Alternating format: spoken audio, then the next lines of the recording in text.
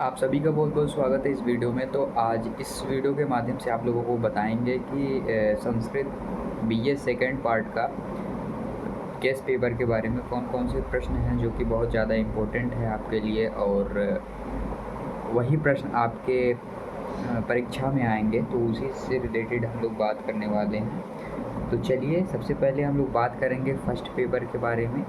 और फर्स्ट ये जो आपको प्रश्न कहाँ पे मिलेंगे मैं आपको बाद में वीडियो को बता दूंगा, लेकिन आपको सबसे पहले देख लेना है कि आपके कौन कौन से इम्पोर्टेंट प्रश्न आएंगे आपके संस्कृत में, यानी कि बीए सेकेंड ईयर में एनुअल एग्ज़ाम जिनका हो रहा है उनके लिए है ये। तो सबसे पहले हम लोग जानेंगे ये महत्वपूर्ण संभावित प्रश्न 2026 के लिए है। संस्कृत बीए द्वितीय वर्ष प्रथम पत्र, ठीक है, यानी कि फर्स्ट पेपर।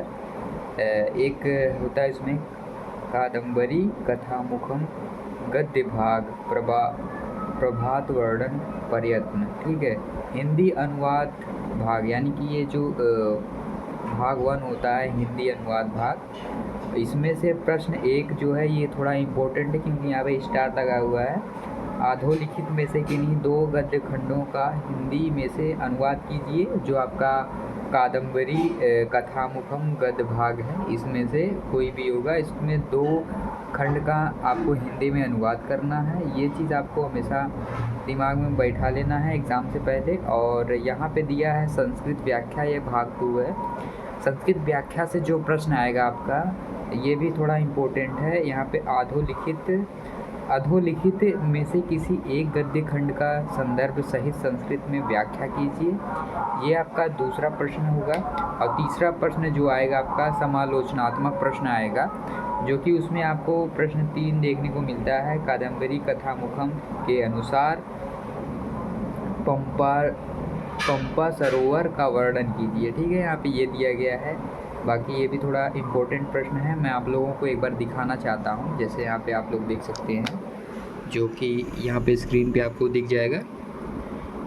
बाकी ये चीज़ें जो आपको मैं दे दूँगा, आप परेशान होने की ज़रूरत नहीं है, आपको टेलीग्राम पे मिल जाएगा। और ये कुछ ये प्रश्न हो गया आपका। और बाकी उसके बाद फिर हम लोग देखेंगे, इसमें टोटल 12 प्रश्न हैं। फर्स्ट पेपर में जो है टोटल 12 प्रश्न हैं, जिनके बारे में मैं बता देता हूँ। जो 9वां प्रश्न आपका, वेदों के रचनाकाल निर्धारण कीजिए, अथवा वेदों की रचनाकाल क्या है, विभिन्न विद्वानों द्वारा भिन्न भिन्न मत विवेचना कीजिए। ये आपका 9वां प्रश्न था। 12वां प्रश्न आपका है, महाभारत के सामाजिक महत्व पर प्रकाश डालिए, महाभारत के सांस्कृतिक महत्व पर प्रकाश डालिए। तो ये आपका 12वां प्रश्न है। तो कुछ ऐसे प्रश्न आएंगे आपके संस्कृत में जो कि आपके लिए बहुत ही ज़्यादा इम्पोर्टेंट होगा। वहीं पे हम सेकेंड प्रश्न की बात की करें तो सेकेंड प्रश्न में आपका भी सेम ऐसे है, वैदिक सूत्र करके होगा। आपने अगर पढ़ा होगा तो वैदिक सूत्र में पहला जो प्रश्न आएगा आपको, अधोलिखित में से किन्हीं 3 हिंदी भाषा में अनुवाद कीजिए। और दूसरा जो प्रश्न आएगा, प्रश्न संख्या 1 में प्रयुक्त अधोलिखित पदों में किन्हीं 2 पर व्याख्यात्मक टिप्पणी कीजिए।